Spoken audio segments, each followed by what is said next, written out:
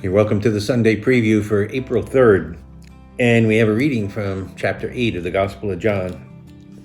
It says, Jesus went to the Mount of Olives, but early in the morning he arrived in the temple area again, and all the people started coming to him, and he sat down and taught them.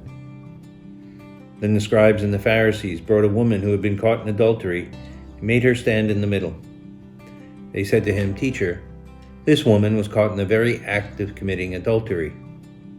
Now in the law, Moses commanded us to stone such women. What do you say?" They said this to test him, so that they could have some charge to bring against him.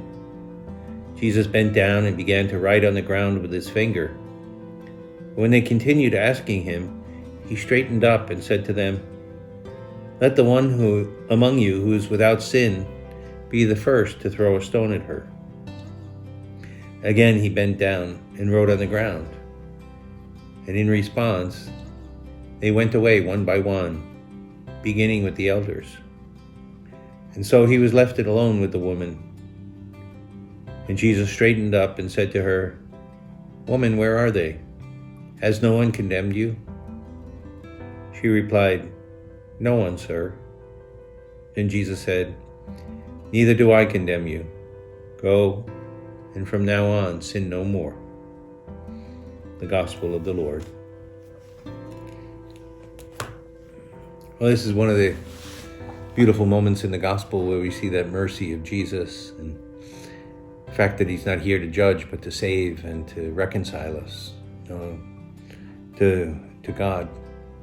And he just wants to be assured that we'll try not to sin again. And his mercy is rich and abundant. There's a curious little fact that St. John includes in this gospel.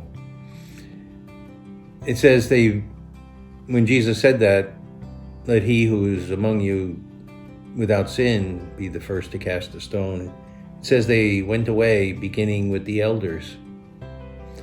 It was the oldest of them that realized the words of Jesus were true. They were the first ones to realize it. And then the younger ones, maybe the more zealous and passionate ones, were the last.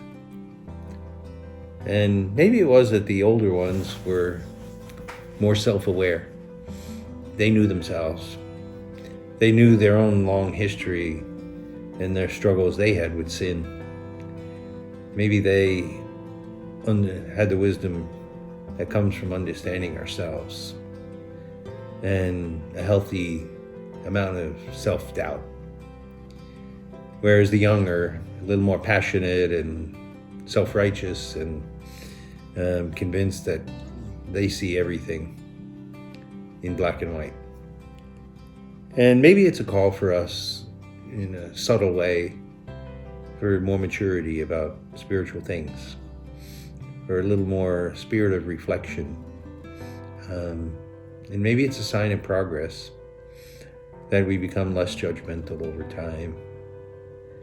And all of us could use to grow in virtue of understanding and tolerance, and not just because it's the right thing to do, but because we know that we ourselves have a bit of a checkered past, that we haven't been perfect ourselves.